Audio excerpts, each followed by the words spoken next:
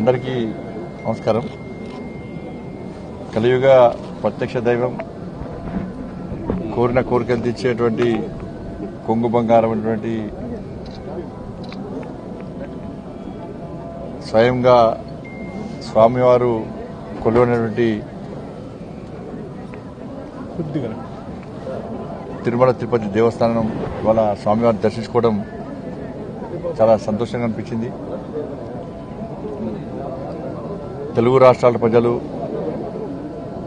ఈ దేశంలోని ప్రజలంతా సుఖ సంతోషాలతో ఉండాలని చెప్పి, వాళ్ళ కష్టాలన్నీ తొలగిపోవాలని చెప్పి,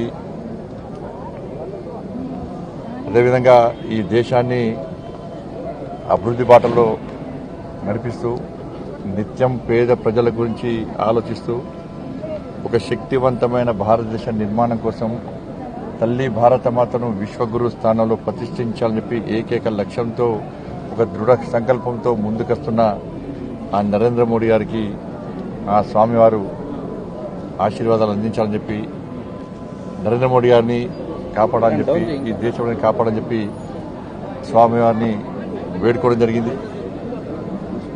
మాలాంటి కార్యకర్తలం అందరం కూడా ఈరోజు ఈ స్థాయికి వచ్చినామంటే ఆ స్వామివారు పెట్టిన భిక్షనే.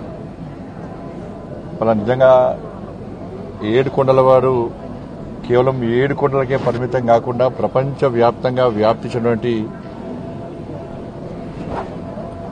దేవదేవాదుడు ఆ శ్రీ వెంకటేశ్వర స్వామి.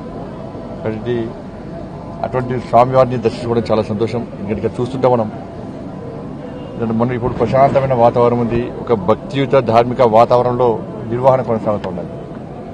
మనం మొన్నటి వరకు చూసినాం. మనం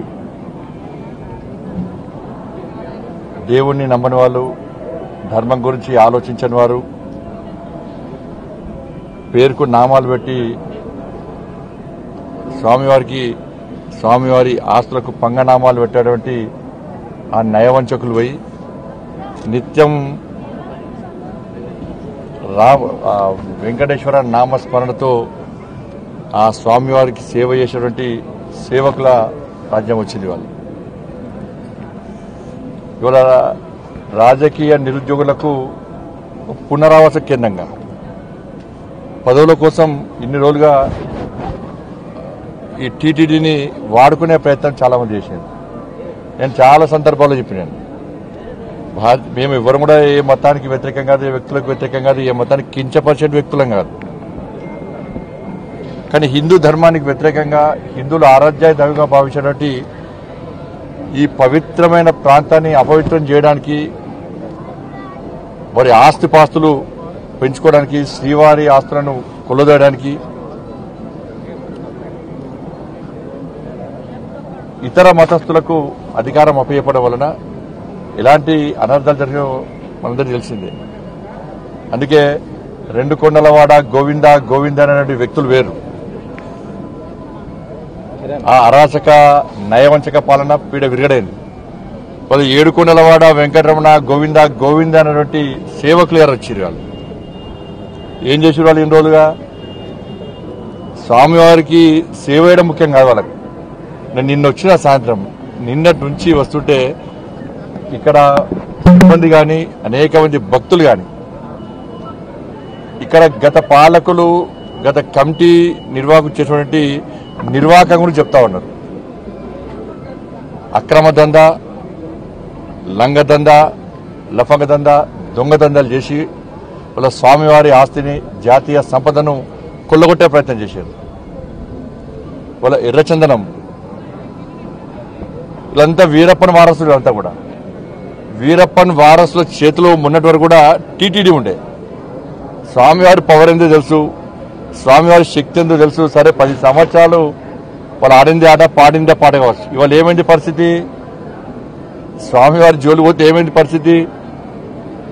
కాబట్టి ఎర్రచందనం పేరుతోని దొంగదందా చేస్తూ వేల కోట్ల రూపాయలు స్వామివారి ఆస్తిని, జాతీయ సంపదను దోచుకుంటూ వాళ్ళే ఇవాళ రాజకీయాలను శాసించే స్థాయికి వచ్చారు.